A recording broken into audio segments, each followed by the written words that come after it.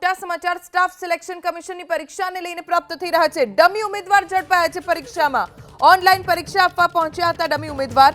Adalaj police સ્ટેશનમાં 2 લોકો સામે નોંધાયો ગુનો। સ્ટાફ સિલેક્શન કમિશન દ્વારા કોન્સ્ટેબલની ભરતી માટે પરીક્ષા લેવાઈ હતી। 2 ઉમેદવારોના ઓળખ કાર્ડમાં ફોટા મેચ ન થતા વિગતો સામે આવી।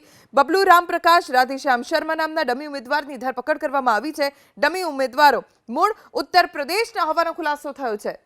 ऑनलाइन परीक्षा आपवा माटे आ डमी उम्मीदवारो पहोंच्या हता पण ओळख कार्डमां तेमनो फोटो मैच नहोतो थतो जेना कारणे आ डमी उम्मीदवारोनो पर्दाफाश थयो। बबलू रामप्रकाश राधेश्याम शर्मा नामना डमी उम्मीदवाરની ધરપકડ કરવામાં આવી છે। મૂળ ઉત્તર પ્રદેશના બંને ડમી ઉમેદવારો હોવાનો ખુલાસો થયો છે। 5 લોકો સામે ગુનો નોંધાયો છે જેમાંથી 2 ની ધરપકડ કરવામાં આવી છે અને બંનેની સામે કાયદાકીય કાર્યવાહી શરૂ થશે। अडालज पोलीस स्टेशन में 5 लोग सामे गुनो नोंधायो छे। 2 उम्मीदवारों ओळख कार्ड में फोटो मैच न थता समग्र पर्दाफाश थयो। डमी उम्मीदवारो मूळ यूपीना मध्यप्रदेशना होવાનો खुलासो थयो छे।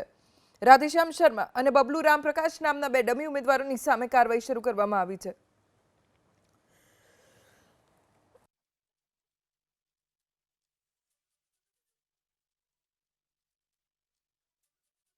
विपुल बालदा पासेथी વધુ जानकारी प्राप्त કરીશું। विपुल 2 લોકોની ધરપકડ કરવામાં આવી છે। આ બંને વિશે શું વિગતો? जी बिल्कुल 1 एप्रिले स्टाफ सिलेक्शन कमिशन द्वारा परीक्षाનું આયોજન કરવામાં આવ્યું હતું।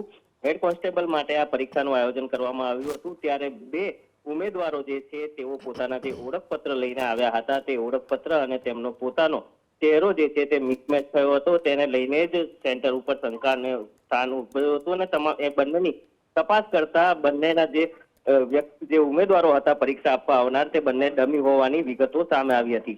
ઘટનાના પગલે અડાલજ પોલીસને જાણ કરવામાં આવી હતી અને તમામ બાબતો તપાસ કરતા બંને ઉમેદવારો જે ડમી ઉમેદવાર તરીકે પરીક્ષા આપવા આવ્યા હતા તેમની પોલીસે ધરપકડ કરી હતી અને ત્યારબાદ જેમના આધાર કાર્ડ એટલે કે જેમના નામનો ઉપયોગ કરવામાં આવ્યો હતો, જેમના સાચા આઈડી કાર્ડનો ઉપયોગ કરવામાં આવ્યો હતો તેમની પણ સામે ફરિયાદ નોંધવામાં આવી છે ને હાલ અડાલજ પોલીસે બંને આરોપીઓને કોર્ટમાં રજૂ કરીને રિમાન્ડ મેળવવાની કાર્યવાહી હાથ ધરી છે। વિપુલ, આભાર જાણકારી આપવા માટે। બંનેને કોર્ટમાં રજૂ કરી રિમાન્ડ મેળવવાની કાર્યવાહી હાથ ધરવામાં આવી છે।